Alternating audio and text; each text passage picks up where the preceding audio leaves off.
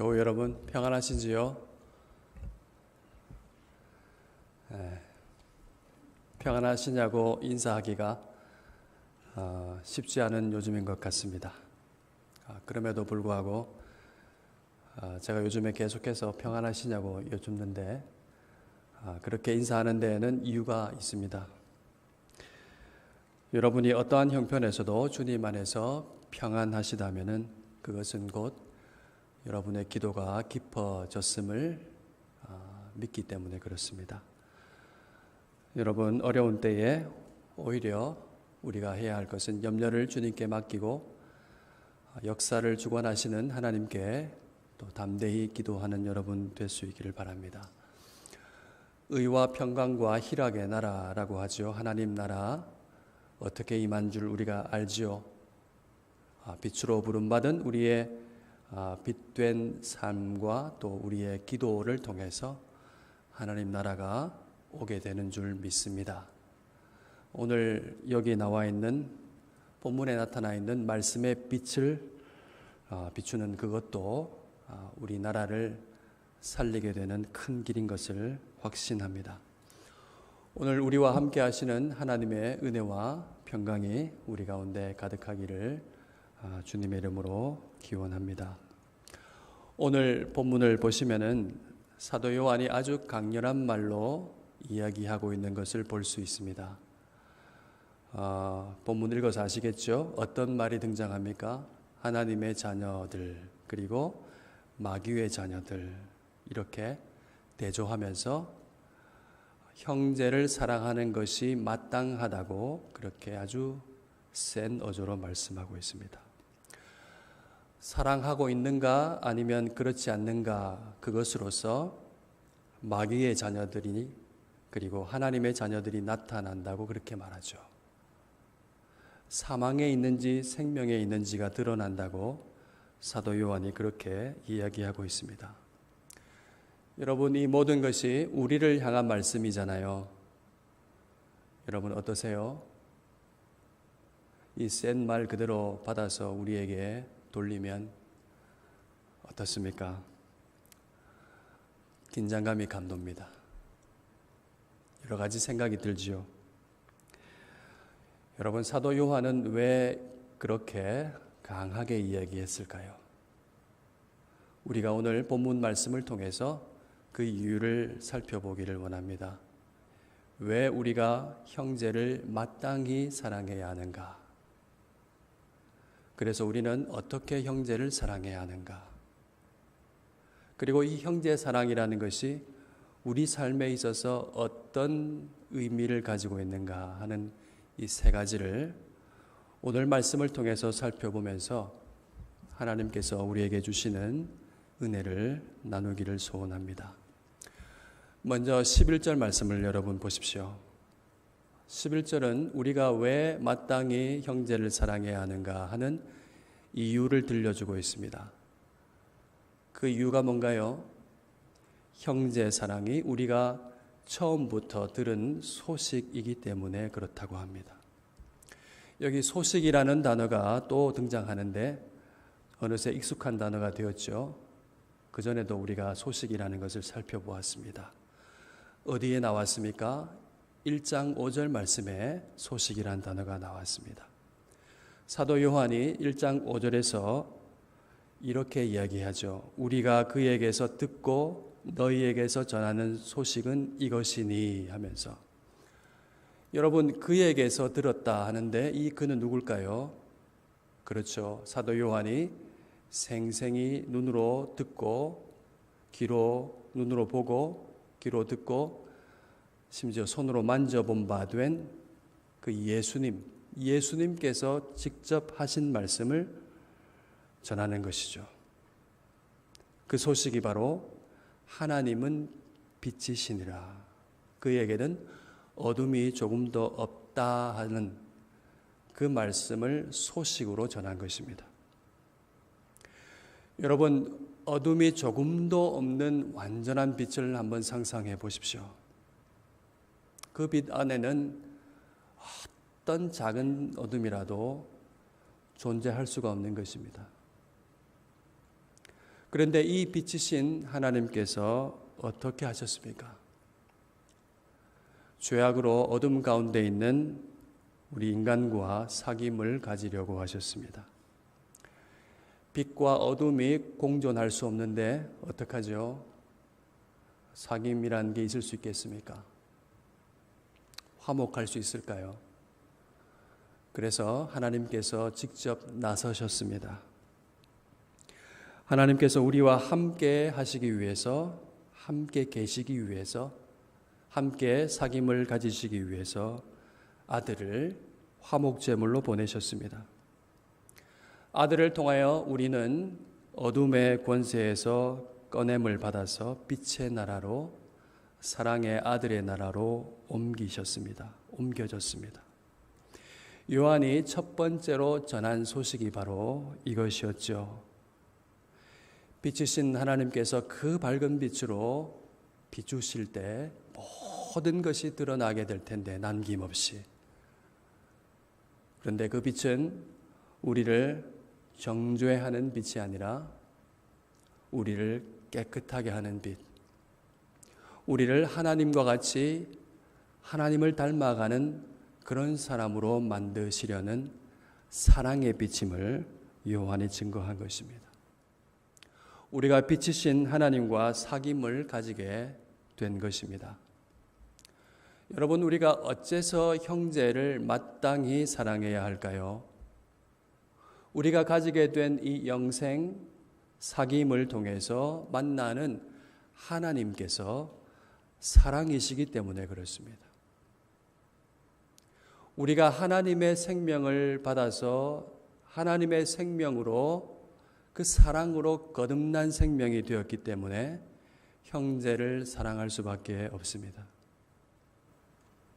우리가 예수님을 믿을 때에 성령을 기름 부음 받았는데, 성령을 다 받았는데 그 성령이 어떤 분이십니까?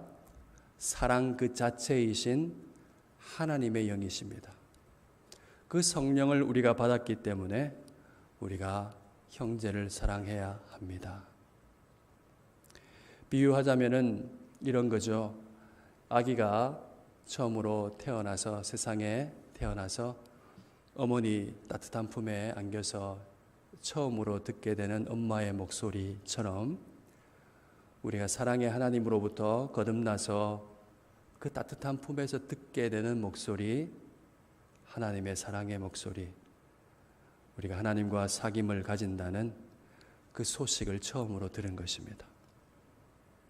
그래서 믿음의 눈을 뜨고 영적 눈을 뜨고 보게 될 때에 만나게 되는 형제 자매들, 여러분과 같은 분들이 같은 사랑을 받아서 함께 거듭난 형제구나 하는 것을 보게 되는 거죠. 그 형제 자매를 보면은 같은 사랑이 보이고 그 하나님의 아름다운 형상이 나타나 보이니까 우리가 어떻게 형제를 사랑하지 않을 수 있겠습니까?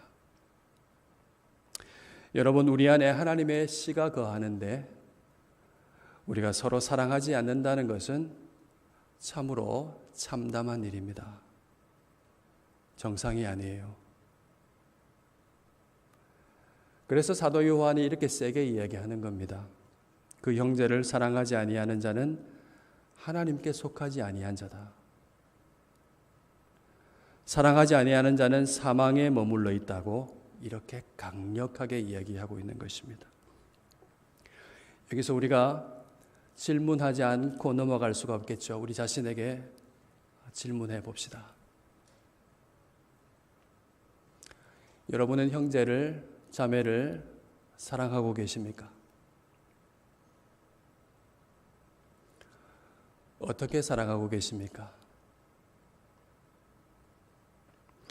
우리 안에 사랑이신 하나님의 영이 계심에도 불구하고 얼마나 성령을 거스리며 살았는지가 생각이 납니다.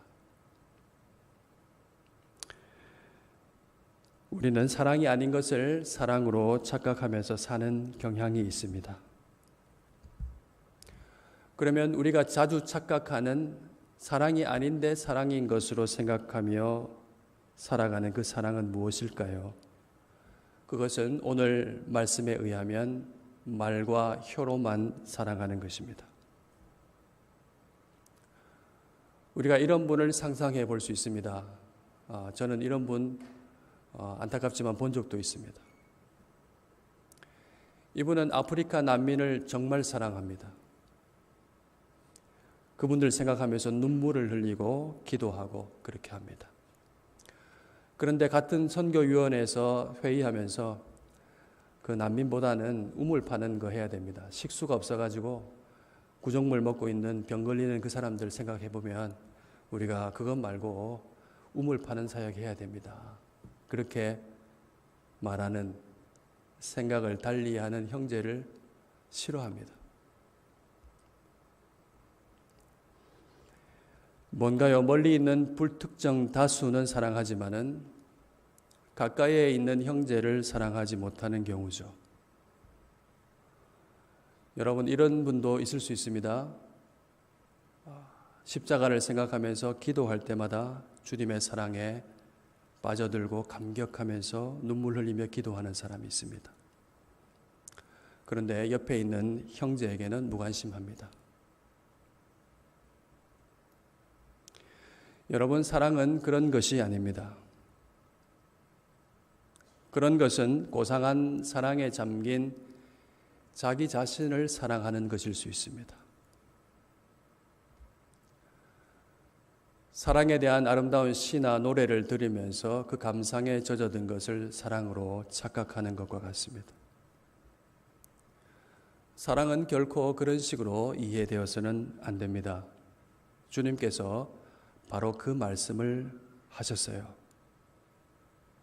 뭐라고 하셨냐면 나의 계명을 지키는 자라야 나를 사랑하는 자니라고 말씀하셨습니다. 사랑은 이 계명을 지키는 차원에서 이해되어야 됩니다. 다시 한번 말씀드립니다. 사랑은 계명을 지키는 차원에서 이해되어야 합니다.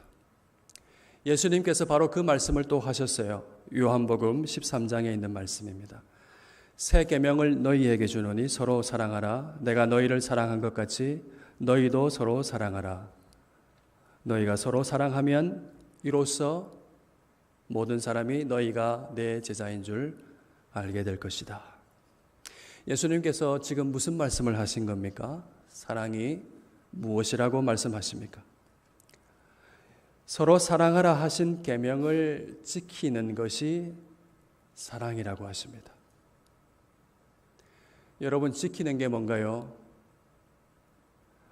양무리를 지키는 목자를 한번 생각해 보십시오. 양을 어떻게 지킵니까? 잘 지켜야 되는데 지금쯤 이렇게 먹이를 주고 목초지로 인도해야 되는데 생각해가지고 지켜질까요? 그렇죠. 살펴보고 또 보살펴야 합니다. 지킨다는 것은 힘을 다해서 몸을 움직이고 애쓰는 걸 말합니다. 예수님께서 너희가 서로 사랑하면은 이로써 모든 사람이 너희가 내 제자인 것을 알게 될 것이라고 말씀하셨는데 바깥에 있는 사람들이 어떻게 우리가 제자인 것을 알게 될까요?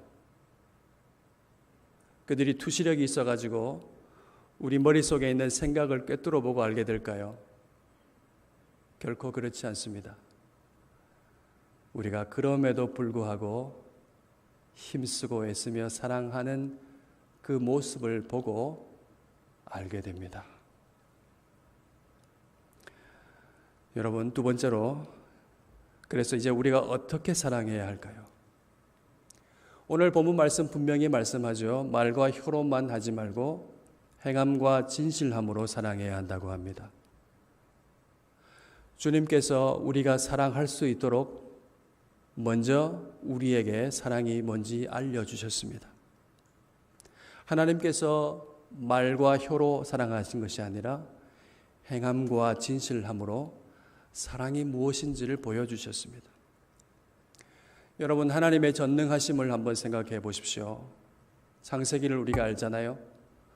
어떻게 됐습니까? 하나님이 빛이 있으라 말씀만 하시니 말씀하신 그대로 빛이 창조되었습니다. 하나님은 말씀만으로도 없는 것을 잊게 하시는 분입니다. 하나님은 말씀만으로도 우리가 하나님의 자녀로 거듭나게 하실 수 있습니다. 그러나 하나님은 그렇게 하시지 않으셨습니다. 말씀이 육신이 되게 하셨죠. 독생자 예수 그리스도를 세상에 보내셨습니다. 그분이 낮아지셨습니다. 자기를 비우시고 종의 형체를 가지셨습니다. 십자가에서 자기 목숨을 내어주셨습니다. 여러분, 이것이 하나님의 행하심입니다. 여러분, 이것이 하나님의 행하심의 진실하심입니다. 하나님의 사랑이 아들을 통해서 나타났죠. 로마서 5장 8절 말씀입니다. 우리가 아직 죄인 되었을 때에 그리스도께서 우리를 위하여 죽으심으로 하나님께서 우리에 대한 자기의 사랑을 확증하셨느니라.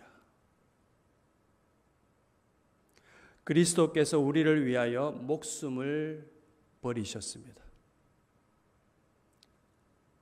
목숨을 주는 것보다 더 행함의 진실함이 더 어디 있겠습니까?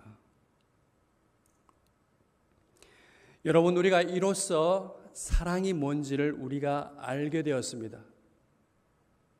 진정한 사랑이 뭔지를 눈을 뜨게 되었습니다. 우리는 이로써 사망에서 옮겨져서 생명으로 이사했습니다.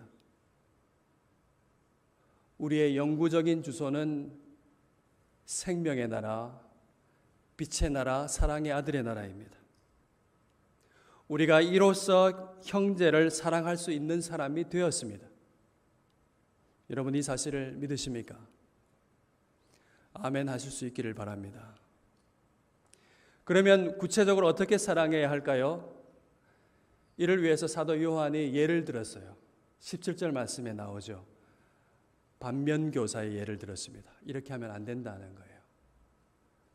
그 사람 얘가 누구죠? 아주 부유한 사람인데 재물이 많은 사람이에요. 그런데 궁핍함을 보고도 도와줄 마음을 닫는 사람이에요. 여기 17절에 나와 있는 보고도 도와줄 마음을 닫으면 이라는 표현에서 이 보다라는 단어는 그냥 지나가다가 한번 보게 된 것을 말하는 게 아닙니다. 관찰하는 거예요.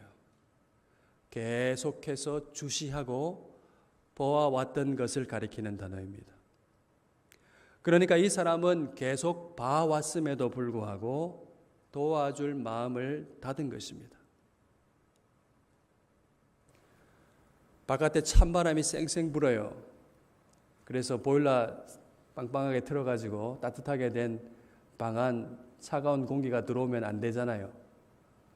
그래서 어떻게 하는 거죠? 창문을 닫습니다. 찬바람이 들어오지 않도록 차단하는 거죠. 성령께서 도와주라고 하시는 그 마음이 들어오지 않도록 마음을 닫는 겁니다. 여러분, 이 사람 생각해 보십시오. 교회 안에 있는 사람입니다. 예수님을 주님이라고 고백하는 사람이에요. 사랑이신 하나님의 영을 받은 사람입니다. 그가 어떤 행동을 한 겁니까? 성령을 거스르는 행동을 한 것입니다. 성령께서 긍휼히 여기는 마음을 주시는데 그 마음을 차단한 거죠. 성령께서 도와주라고 그렇게 인도하시고 말씀해 주시는데 지속적으로 거절한 것입니다. 계속해서 보고도 도와줄 마음을 닫는 사람, 빛 가운데 걸어가는 사람일까요? 그가 주소가 옮겨졌는데도 불구하고 어둠을 향해서 계속 걸어가는 사람이에요. 참으로 심각한 병이 걸린 신자의 모습입니다. 여러분, 비슷한 상황에서 야고보도 그 말씀을 했습니다. 여러분 잘 아시죠? 만일 형제나 자매가 헐벗고 일용할 양식이 없는데 너희 중에 누구든지 그에게 이르되 평안히 가라, 덥게 하라, 배부르게 하라 하면서 그 몸에 쓸 것을 주지 아니하면 무슨 유익이 있으리요?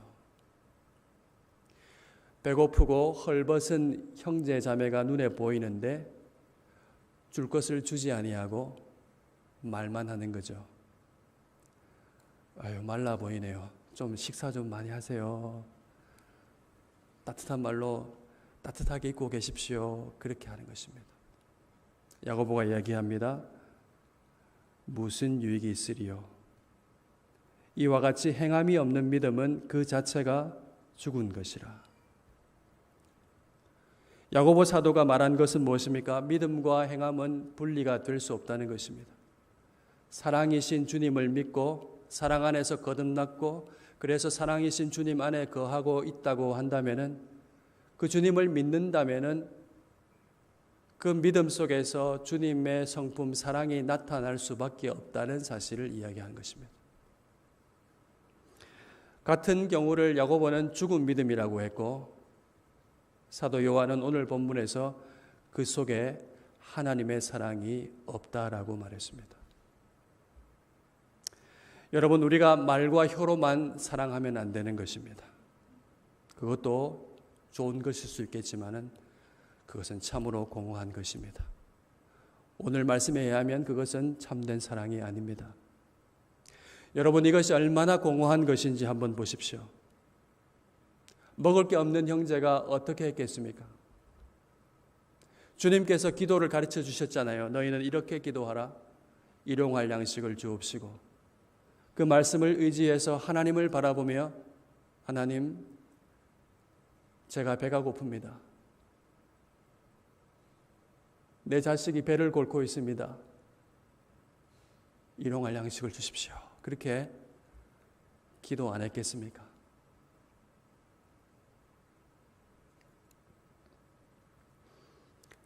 만약 배부르게 하십시오라고 말만 하지 않고 먹을 것을 주었다면은 그 순간은 어떤 순간이 되었을까요? 배고픈 형제의 기도가 응답될 순간이었습니다. 과연 하나님께서 나의 기도를 들으시는구나. 과연 하나님은 나의 아버지 하나님이시구나. 나의 이 공고함과 배고픔을 아시고 나와 함께 계시는구나 하는 것을 감격하며 깨닫게 될 순간이었습니다. 그때는 관념 속에 계신 하나님이 아니라 실제로 먹이시고 입히시는 하나님을 경험할 시간이었습니다. 그때는 먹을 것을 주는 이의 손길이 실제로 하나님의 손길이 될 순간이었습니다. 말이 무성합니다. 샬롬을 빕니다. 평안히 가십시오. 사랑합니다. 말은 무성하지만은 그 무성한 말 속에 하나님이 계시지만은 하나님은 먹을 것을 주시지 않습니다. 하나님이 평안히 가게 하지 않습니다.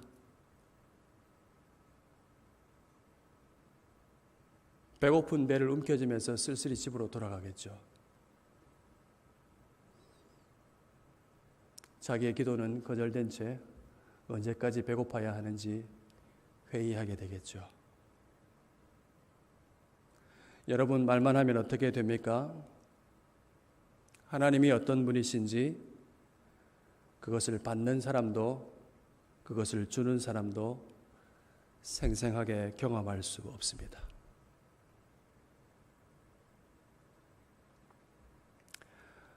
여러분, 왜 이렇게 될까요? 여기서 한 가지 짚고 넘어가야 할 것이 있습니다. 이렇게 되는 데에는 견고한 우상이 자리하고 있다는 것입니다. 사도 요한이 그것을 알고 12절에서 가인같이 하지 말라고 말합니다. 12절은 사도 요한이 세상을 향해서 말하는 말이 아니에요. 우리 같은 형제 자매들에게 하는 말입니다. 교회에 변호진 편지잖아요. 가인같이 하지 마십시오. 가인은 누군가요? 자기 사랑의 극단을 보여주는 사람입니다. 자기 사랑이 어떤 결말로 이르게 되는지를 생생하게 보여줍니다. 가인은 하나님께 제사를 드렸지요. 동생 아벨도 제사를 드렸습니다. 그런데 하나님께서 아벨의 제사만 받고 자기 제사는 받지 않으셨어요. 그래서 가인은 분노했습니다. 결국 그 분노로 동생을 들에서 쳐 죽이고 말았습니다. 여러분 잘 보십시오. 그의 분노의 뿌리가 어디에 있습니까? 그것이 무엇입니까? 한마디로 말하면 이런 거예요. 내 제사를 안 받아?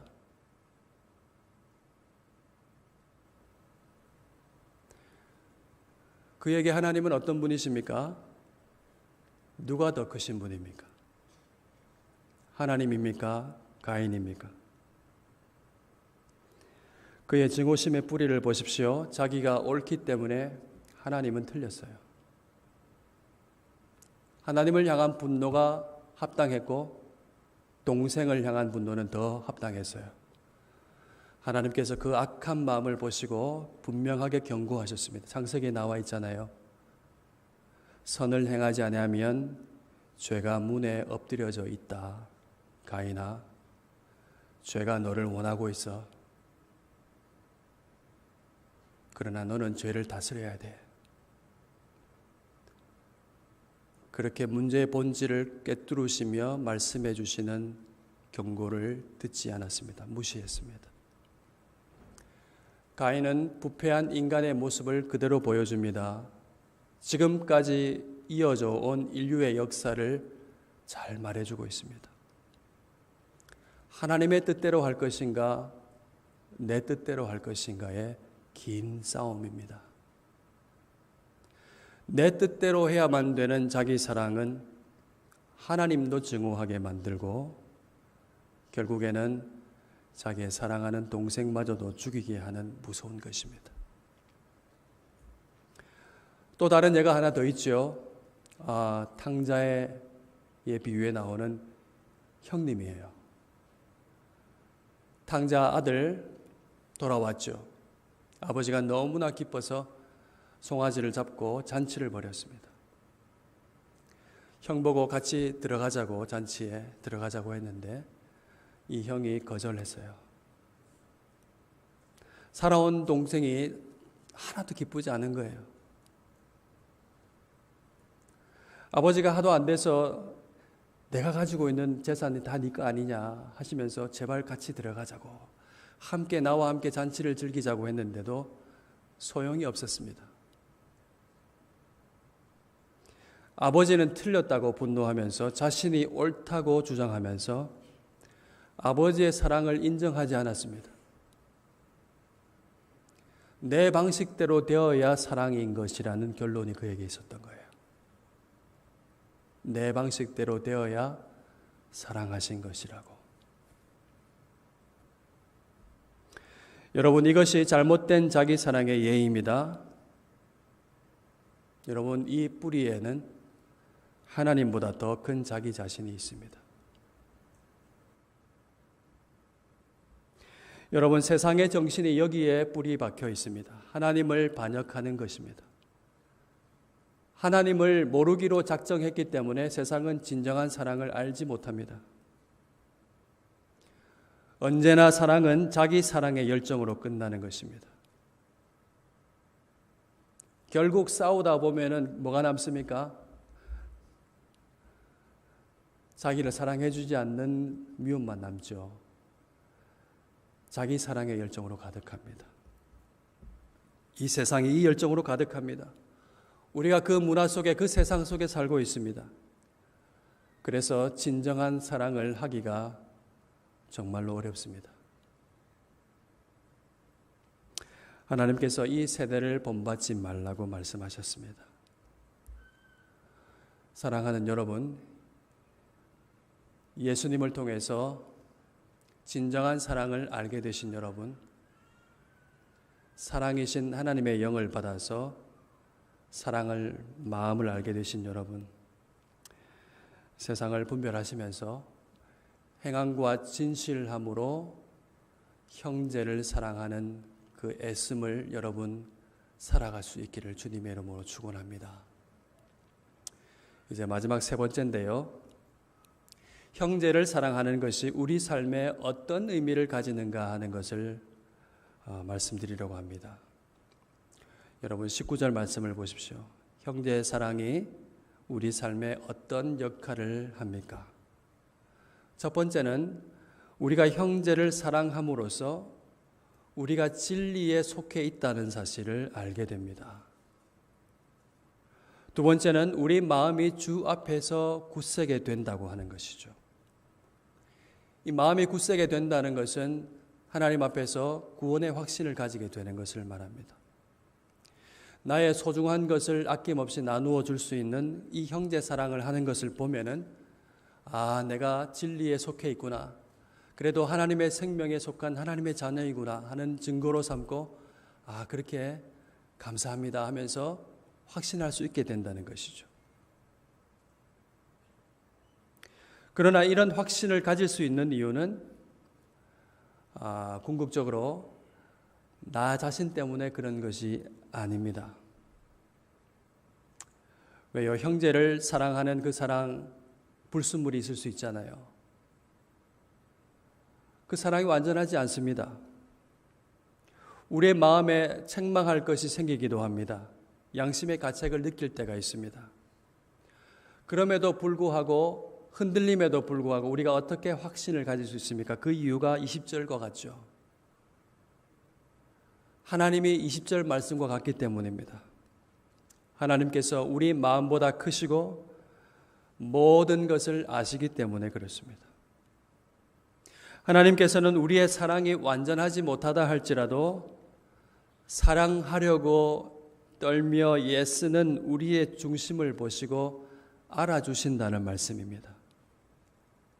사랑했지만은 찔리는 것이 있어서 떨고 있는 우리를 오히려 위로해 주시고 격려해 주신다는 말씀이에요. 흠이 많이 있지만은 그것을 주 예수 그리스도의 이름으로 온전한 것으로 받아주신다는 말씀입니다. 그뿐만 아니라 조금만 어둠 때문에 가책을 느끼고 있는 그 마음을 기특하게 여기시는 거예요. 사실 그 찔리는 마음은 생명이 있다는 증거이기도 합니다. 이렇게 하나님과 기도하면서 사귐을 가지는 사람, 주님의 위로와 격려를 받으면서 점점 책망할 것이 없는 사람으로 변화되어 갑니다. 점점 깨끗해져 가는 것이죠. 여러분, 이렇게 자신을 깨끗하게 하는 사람은 어떻게 되겠습니까? 하나님 앞에서 점점 담대함을 얻고 그 기쁨 속에서 은혜의 보좌 앞으로 더 담대하게 적극적으로 나아갈 것입니다. 청결하게 된 마음으로 하나님을 뵙게 될 것입니다. 예수님께서 산상보훈의 말씀을 통해서 그 말씀하셨어요. 마태복음 5장 8절 말씀이죠. 다 같이 한번 읽어볼까요? 마음이 청결한 자는 복이 있나니 그들이 하나님을 볼 것이며. 여러분, 하나님을 보게 된다는 것 사귐의 장면이에요. 요한이 영생으로 말했던 것, 성령 안에서 아버지와 그의 아들 예수 그리스도와 더불어 누리는 생명의 사귐을 말하는 것입니다. 여러분, 그 사귐 속에서 뵙게 되는 하나님의 얼굴빛, 만나게 되는 그 하나님은 어떤 하나님이십니까? 사랑 그 자체이신 하나님이에요. 우리를 사랑하시되 죽기까지 사랑하신 하나님을 만나는 것이죠. 우리에게 빛을 비추시되 그 밝은 빛을 비추시되 정죄하지 아니하고 우리를 하나님처럼 닮아가게 만드시려는 사랑의 빛, 깨끗하게 하시려는 하나님을 만나게 되는 것입니다. 여러분, 그 사람 하나님을 만나면서 무엇을 구하게 될 것입니까? 알라딘의 요술램프처럼 그런 거 안 구할 거예요. 영광을 구할 겁니다. 자기의 유익을 구하지 아니하고 하나님의 영광을 구할 겁니다. 하나님, 제가 어떻게 살기를 원하시나요?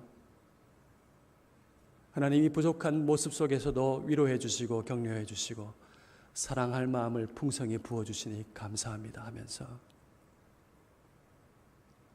그리스도를 닮아가기를 열망하는 그런 기도하겠죠.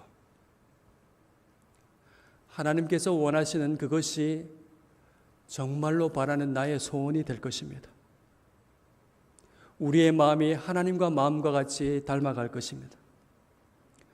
하나님께서 원하시는 것을 진심으로 구하고 그것을 기뻐하고 간구하고 그렇게 살려고 애를 쓰고 힘쓰게 될 것입니다. 그래서 어떤 일이 일어납니까? 22절이 현실이 되는 것입니다. 무엇이든지 구하는 바를 하나님께로부터 받습니다. 하나님의 뜻을 구하고 하나님의 뜻을 따라 떨면서 애를 쓰고 있기 때문에 그는 하나님과 사귐 속에서 하나님이 기뻐하시는 그 기도를 통해서 하나님이 주셨구나 하는 것을 점점 더 깨달아 알게 될 것입니다. 이렇게 아버지와 그의 아들 예수 그리스도와 더불어 사귐을 가지게 될 때 우리가 그때 받는 계명이 바로 23절 말씀입니다. 다 같이 한번 읽어봅시다. 그의 계명은 이것이니 곧 그 아들 예수 그리스도의 이름을 믿고 그가 우리에게 주신 계명대로 서로 사랑할 것이니라. 지금 하나님의 자녀이신 여러분, 주님께서 주신 이 왕의 계명을 마음의 중심으로 받으시고 힘들고 어렵지만은 말과 혀로만이 아니라 행함과 진실하심으로 사랑하는 순종을 하실 수 있기를 주님의 이름으로 축원합니다. 사랑은 멀리 있지가 않습니다. 사랑은 하나님의 씨앗으로 내 속에 있습니다. 우리가 진정한 사랑을 예수님을 통해서 알게 되었습니다. 성령이 우리 안에 거하시면서 사랑하도록 인도해 주십니다. 사랑은 멀리 있지 않습니다. 사랑은 우리 안에 있습니다. 그리고 우리 곁에 사랑해야 할 사람이 있습니다. 어떻게 할까요? 우리의 일상 속에서 우리가 받은 하나님의 사랑을 알게 된 그 사랑을 현실의 삶에 적용하십시오. 내가 하는 일을, 내가 하는 말을 하나님께서 우리의 삶을 붙드시고 우리와 함께 하고 계시다는 그 사랑의 사실이 드러나도록 거룩하게 하는 것입니다. 교회에서 만나게 되는 형제 자매를 여러분 행함과 진실함으로 사랑하며 섬기기를 힘쓰십시오. 생명에 거하는 증거입니다. 여러분 소모임에서 정말로 살피고 보살피십시오. 정말 뜨거운 마음으로 그를 위해서 기도해 주시고 그를 책임져 주십시오. 여러분이 가진 소중한 물질과 시간과 재능과 그 따뜻한 마음을 나누어 주실 수 있기를 바랍니다. 이렇게 형제를 사랑함으로써 어떤 일이 벌어지겠습니까? 방금 본 말씀대로 우리 자신이 하나님의 자녀임을 확신하게 될 겁니다. 그 사귐이 더욱더 점점 풍성해질 것입니다. 하나님이 내 기도를 들으시고 함께 하시고 인도하시고 내 손에서 내 주위에서 일어나는 사랑의 현상을 보게 되면서 하나님을 더 찬양하게 될 것입니다. 나의 마음이 하나님의 소원과 합하게 되는 기쁨을 누리게 될 것입니다. 여러분 그런 사랑이 우리 가운데 꽃핀다면 우리 교회가 어떻게 될까요? 정말 살맛 나는 공동체가 될 것입니다. 하나님이 어떤 분이신지 그야말로 생생히 맛보아 알게 되는 그런 공동체가 될 것입니다. 이로써 우리뿐만 아니라 많은 사람들이 우리가 참다운 인간다운 공동체이며 하나님으로부터 난 자 그리스도의 참 제자인 것을 알게 될 것입니다.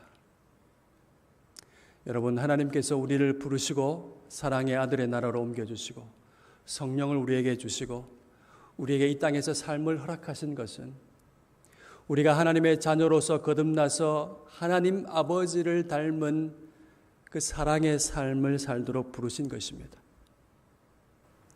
우리에게 주어진 은혜를 붙들고 우리로 하여금 알게 하신 진정한 사랑을 깨닫고 성령의 인도하심을 따라서 행함과 진실하심으로 형제자매를 사랑하는 그런 삶을 살면서 하나님이 주시는 세상에 빼앗을 수 없는 신령한 기쁨을 함께 누려가는 우리가 되기를 주님의 이름으로 축원합니다.